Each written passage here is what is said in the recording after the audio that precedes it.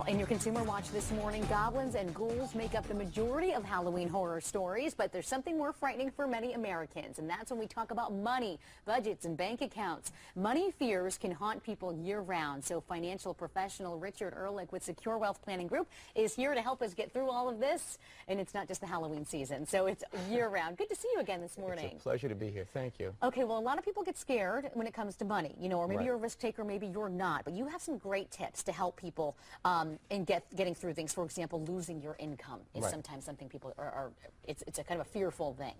Well, absolutely. I'll tell you, first of all, more than half of all baby boomers say that the fear of running out of money in retirement is more scary to them than dying. Really? So, it's a pretty, you have to tackle your fears. So Yeah. the first fear would be probably losing your income. Yeah. And obviously, like anything else, like a good defense makes a great offense. That's certainly the case here. So I always tell my clients, if you could put away between 3 to 6 months worth of living expenses, that's a great way to eliminate that fear. Okay. Yeah, that helps. Kind of gives you a little bit of a blanket, or so to speak. Yeah. How about this? Asking for a raise. Now, even asking for a well-deserved raise can be a Yeah. daunting task. But consider this fact. Only about 40% of employees actually ever wind up asking for a raise, while 80% of bosses expect them to ask for one.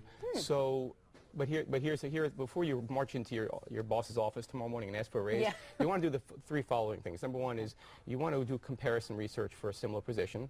Number two is identify how much money you want to ask for. And number three is make a list of all the reasons why you feel you deserve that raise. Now, is it okay to bring that list in with you because it can be such an intimidating thing, or do you think that discounts a little credibility? I think if you can internalize it, and Okay. I think it comes across a little bit, with more confidence. Okay. Like, here's the reason why. Yeah, and that's a good tip for both men and women. We recently read something here on Rising about how women tend to have a harder time negotiating and talking things over with men, or with their boss, so to speak, than men do. So great tips there. Okay, talking dollars and cents. What's this one about? Well, talking about money with family members can be sort of a taboo subject, Yeah. but I encourage people to do that. If you're married, you want to have a conversation at least once a month with your spouse, talking about budgeting, talking about who's got financial responsibilities.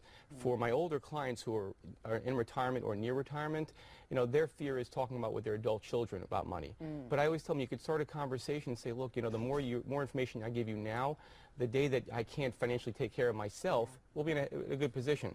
And I have a great list of odd items to talk about on my website at securewpg.com to help you get started. Okay, great. We'll put that on our website as well. And then finally, credit card phobia. Well, most people are concerned about having a credit card, and this is true, especially with millennials.